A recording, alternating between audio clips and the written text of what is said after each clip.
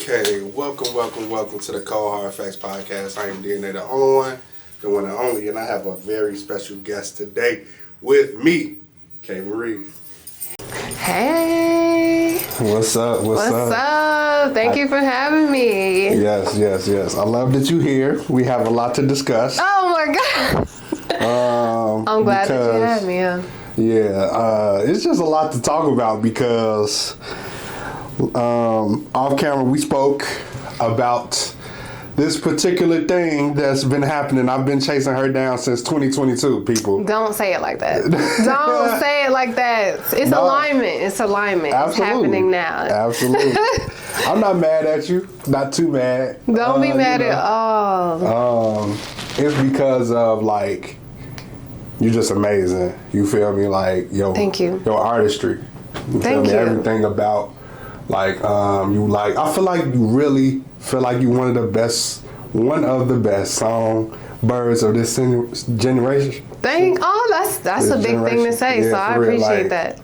No, for real. I feel like with this project, this most recent project, like you really put your name out there for the best that you can do.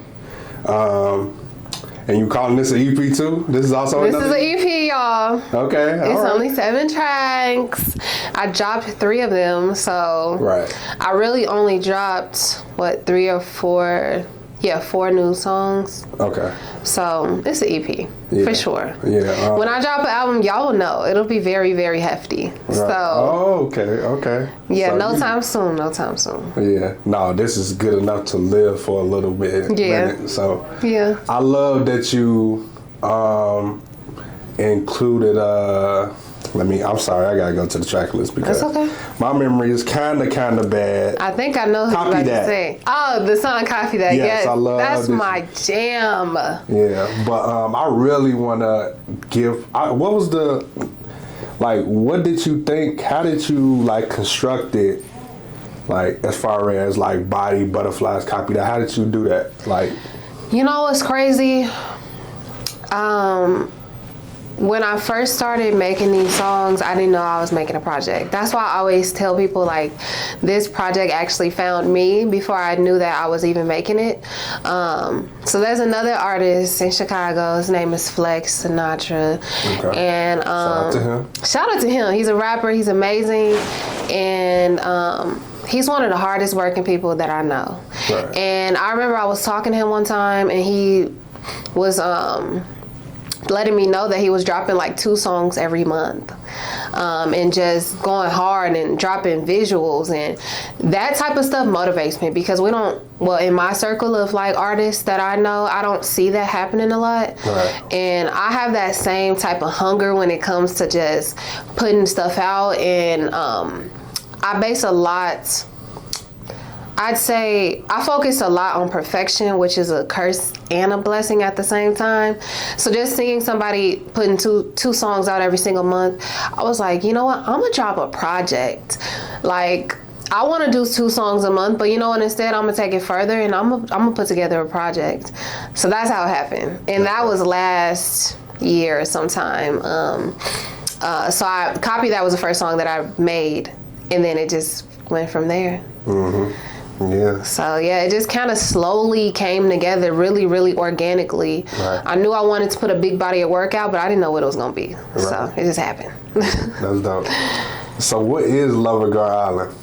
Oh, that can be so many answers. LoverGirl Island is like an embodiment of what it feels like to be a lover girl in this world, and sometimes I feel like I'm the last one, on the earth. So I'm like, you know what? I wish I had my own island where there's no heartbreak. There's no, with love comes the good and the bad. And I feel like I got enough of the bad already. Okay, that doesn't mean I didn't get the good. I got both. But I'm like, if I could create my own island, what would it look like? That's the cover art. What would it sound like? What would it feel like? What would it smell like?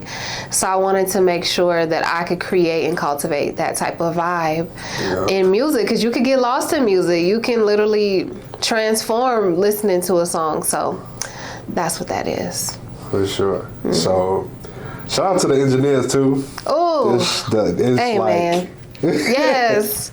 Yes. Shout out to the engineers too, because like that's why I can just like I feel like I'm gonna live with this for a while. Yeah. I feel like you can like really like have this out and it can sit here for maybe 6 to 7 months if you wanted to. For sure. And like, do you know how well synced this shit is? Like, it's I just do. Yeah. And you know what's crazy? I didn't know it was gonna be like that. That's when I talk about alignment. Like, I didn't know. Like, for example, Backseat Rider, I almost didn't make it to the project. That's one of the tracks, and it wasn't on the project. I put it on there 2 days before I dropped it. Nice. And when I put it on there and we played it in the studio, we were in a studio like this. Like in disbelief that everything felt so good and so fulfilling and so organic. So it literally came together on its own. Right. So that's dope. Crazy.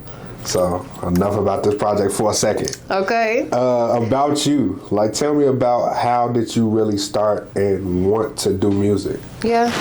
Well, how do I sum this up? Both my parents sing.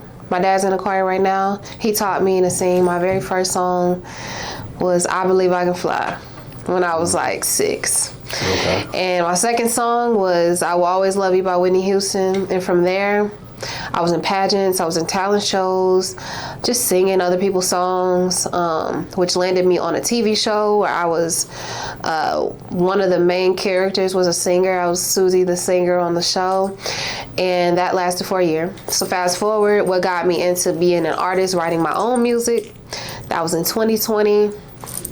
I feel like I had reached what felt like at the time the lowest point of my life. My house burned down, my family home, and I was living out of a hotel for a little while. And that was my safety. Like, I didn't even know I could write music until that year. Mm-hmm. And I was just in there, like, on YouTube, just trying to feel something. And that's how it started. That was literally the beginning of everything. So I never looked back. I'm a very, very intense person just in life. So like, once I started taking it serious, I couldn't stop. And here I am, the birth of K.Marie. yeah, that's dope. Yeah. So around what time where you was like, okay, I'm finna start taking this serious? Yeah, I would say 2021. Okay. Really, really fast. Yeah. I was making songs just to see what I sound like. Right. And I was in studios like looking at people's reaction like, oh my God, am I good? Oh my God. So after I finally realized it, 2021, I dropped 2 projects that year. Right. Just because I was doing stuff. Right. Just feeling it and just getting my emotions out and just seeing what I could do. So 2021 for sure. Visuals, videos, all that. That's when I started. Yeah, because, like I said, I was messing around with you for a little while, listening to everything. I wanted to, like, talk about everything. Okay. As far as this, 10 songs is not an EP. Okay, yes. Okay. If you think about an EP and an album, okay? An EP is who you are right now and who you want to show your viewers and fans or friends who you are at the moment. It's like an embodiment of you at that moment. I feel like an album is showing different, like, whatever diversity you have, and just who you are overall as an artist. Right. So when I dropped that EP, that was just me, K.Marie, right then in that moment. Yes, it was 10 tracks, but to me, I felt like, well, if I drop an album and I'm showing y'all who I am overall, that's gonna be a 20 track something.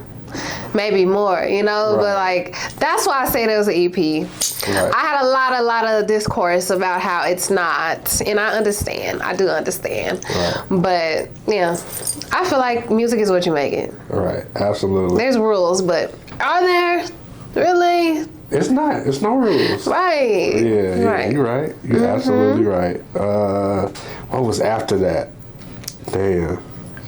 It's just a fucking EP. Was it? No, it wasn't that. What you thinking about? The Girls Love Drugs, that was before that or after That was before. Okay. That was technically my first one. I don't even tell people about that project anymore. Why not? I don't know. I was still feeling through who I am. It was good. It was good for what it was worth. Right. But I was just feeling through who I was. And I feel like It's Just a Fucking EP was so much more myself. Right. And just coming into being the woman that I am and just stuff like that. So Okay. she exists. It exists. I still acknowledge her, but yeah, I think of It's Just a Fucking EP as like my first one, even though technically it's the second. Right. Okay. So in 2024, it was no project. It was just songs. Yes.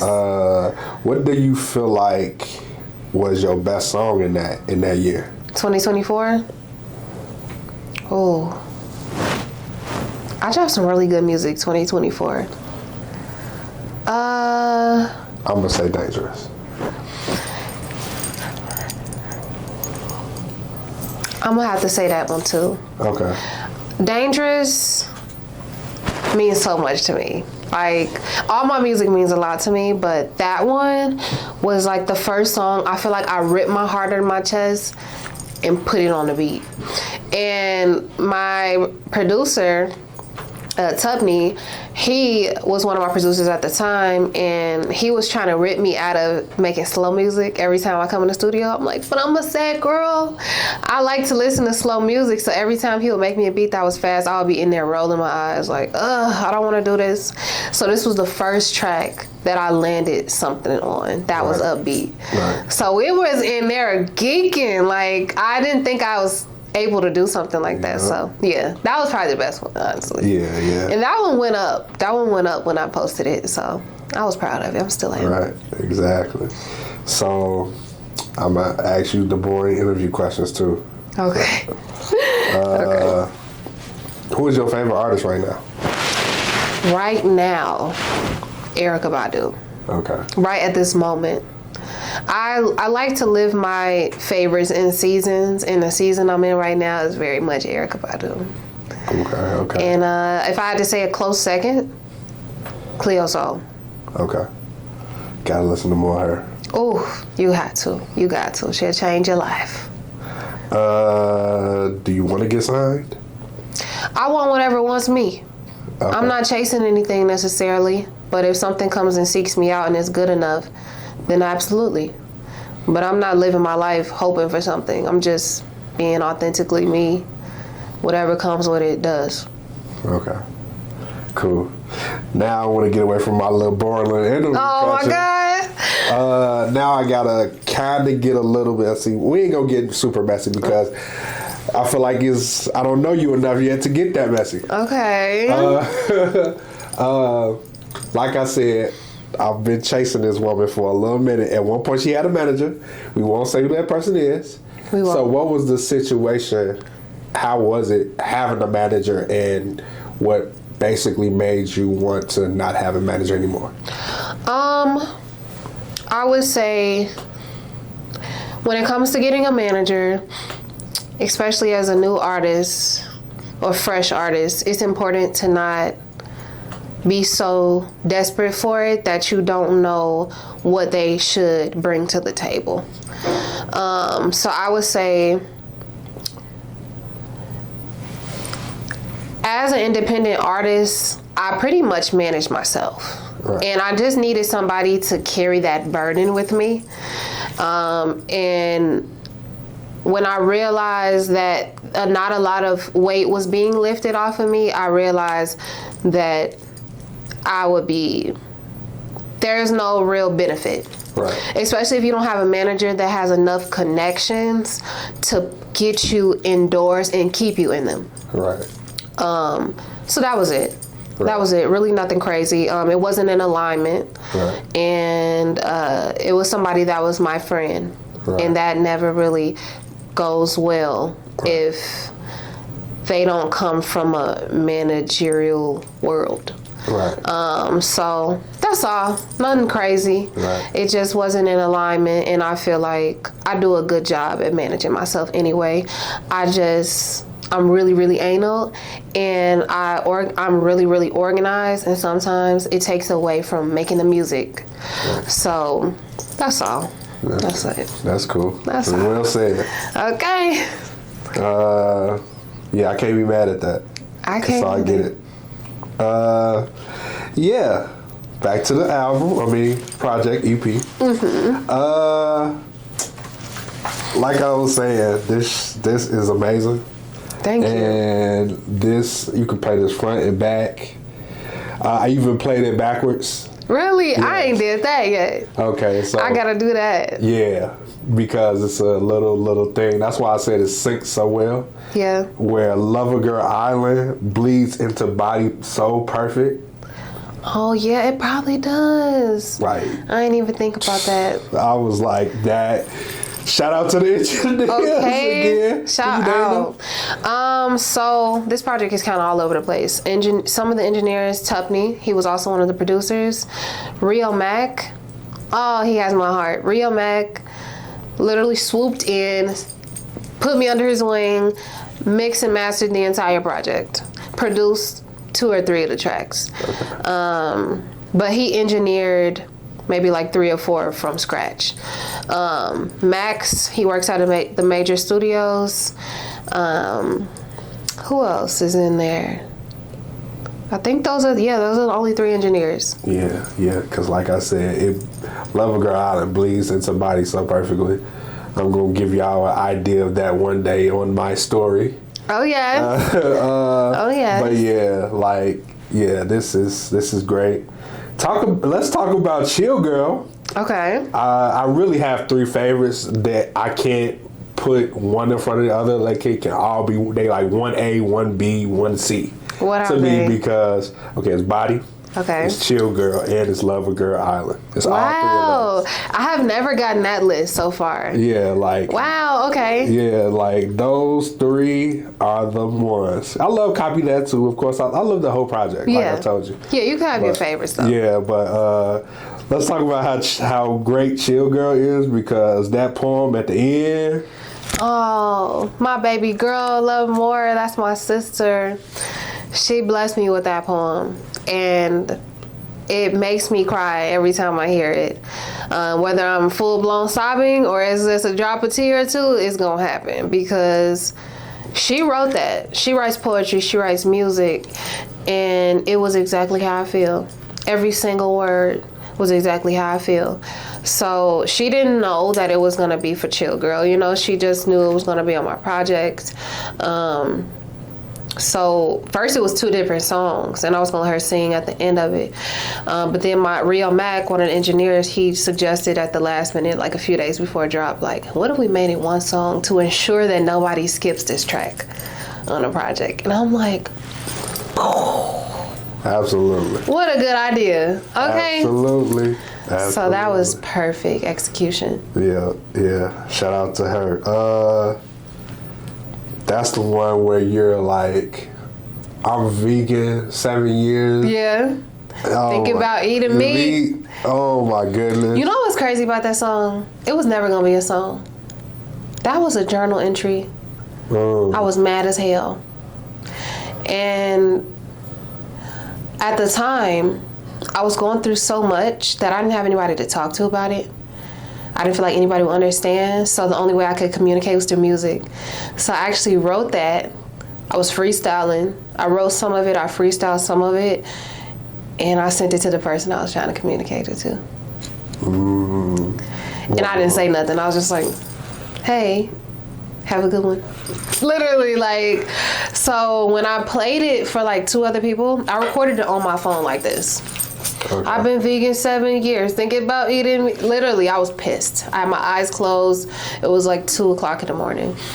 And I was learning how to communicate. I've had a problem with talking my feelings out, even though I feel like I communicate very well. But when I'm in a jam, this creative brain can only write it as a song. So I played it for a few people, and they were like, oh my God, this is fire. You ain't never made nothing like this. I'm like, for real? This is just me in my journal. So, yeah, I went to the studio. I recorded that with Max. Everybody thought it was fire. I said, okay, I'm going to just drop it. Right. I don't know what's going to happen. I don't know if people going to like it. Yeah. But I'm going to drop it. So that's crazy that it's being, on people's list of favorites. Like, who knew this song would ever make it off my journal and onto my project and being loved like this? So it's crazy. Mm-hmm. It's crazy. Talk about Body. Oh, I love Body so much. Body, I made so long ago. That was in that list of new songs I was making, trying to get into the upbeat world. So that was like 2022 with Tupney. He also produced that. He produced Copy That as well. I don't know how that came. Back then, I used to just go to the studio, not a single thing on my mind, and walk out with some shit. Right. So that's how Body was made. Literally nothing inspired it. It just happened. And I feel like 2022, I'm still that girl, but in 2022, I feel like I was that girl. Like, you couldn't tell me nothing. I feel like Body right, Body good. I want to put that on a song. So that's how it happened. And Love More Blessed It. A week before drop, she put some background vocals on it, turned the song into a beast. Mm-hmm. In the video, I wrote that video, had a whole team, and they brought the vision to life. Right. It was fire. Right. Talk about LoverGirl Island. LoverGirl Island, my baby as well. That song I made a while ago. That was also engineered originally by Tup. And that was like when I first had a deep, deep love for pop. And I didn't know what kind of artist I was going to be. Right. First, I started off as like this cursive singer. Like, you can't understand nothing that I'm saying because everything I was singing in cursive. And then I changed over to, I want to be pure R&B. And then I'm like, girl, you just an artist. Like, make whatever you feel. Exactly. So I made this track. I was sitting in the car in front of my mama's house. It was 1 o'clock in the morning. I'm scrolling on YouTube, like pop, R&B, bedroom pop.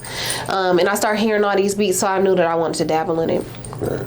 And at the time, I was just like, that was how I felt, genuinely. Like, I'm tired of being with people that feel like, I'm such a lover girl that I won't leave. Let me wrap this in a way that sounds so cute that they don't even know what I'm saying. Right. So that's how that came about. Dope. That's dope. Chicago weather. Shout out Rio Mac. Shout out Tay the Kid. They both produced that. That also wasn't going to be on a project. Mm-hmm. My project was done when we made that song. Wow. And they were like, oh no, Kay, don't you feel like this track belongs on your project? Listen to it. And I put it on the project and I listened to it for a few days and I was like, throw it on there. But that song, it pulls I keep grabbing this mic. It really pulls my heartstrings right along with Backseat Rider because I feel like I didn't go in the studio with feeling any of that. Right. But it's something that I've been through before. And when I write my songs, I like to pull different experiences. It could have happened in 2001. Like, I'm just saying, for example, like, none of these things are recent. But the fact that when I wrote it and I heard it, I cried because I'm like, I can't believe I was this girl before. I can't believe I went through these things, especially with the woman that I am today. So I knew that was going to be really relatable. And it touches my heart that I could put it on into words. So yeah, definitely dope. Yeah. Unfortunately, I don't have anything else for you. No, that's not unfortunate. We done talked about a lot. Yeah, we did for sure. And plus, like, I feel like every time I interview somebody new and somebody who I've been wanting to get on my podcast, I tell them this all the time. You're family now. Absolutely. Like, But you was family already before you even walked up in here. I was just like semi mad at you. Don't be mad. This is the best time. This is the best time. Absolutely. It's absolutely. Things work when they are time. supposed to. Yeah. So if you want to do shout outs, you can. You already shouted out a few people. Literally, shout out to everybody that was included in the creation of our project. Everybody that encouraged me to put it out. Being an artist is like so much vulnerability, and sometimes like Chill Girl, I didn't even want to put it out because it was so me currently. And I'm like, damn, do I want people to see me like that? So thank you to everybody that encouraged me and supported me along the way. Shout out DNA for finally getting me on his podcast, being patient with me, loving me through my artistry and supporting me. And that means a lot, especially in Chicago weather. It's hard to get community and keep community, so I value that. Thank you so much. Yes, I freaking love you. Thank you. You're freaking amazing. Thank you. That means a lot to me. That does. Yeah, like I said, you one of the best songbirds of this generation. Thank Keep you. going. Thank you. There's no reason why you should stop, because you're extremely talented. Thank you. Okay. That means a lot. And shout out Love More. Love More is my sister girl. Shout out to her. She put a lot of background vocals on them tracks. She was sitting in every studio session with me. Just even sleep sometimes, but she was there with me and she was supporting me through it and loving me through it, and I needed that. I needed that sisterhood. So I love you, girl. To the end of time. And like I do with every interview and every episode, I end y'all with some. To the end of time. And like I do with every interview and every episode, I end y'all with some great words that will be on the back of shirts in 2026 this year. Okay. Summer. Appreciate your haters, because they love you just as much as the people that love you do. Okay. We out. We out.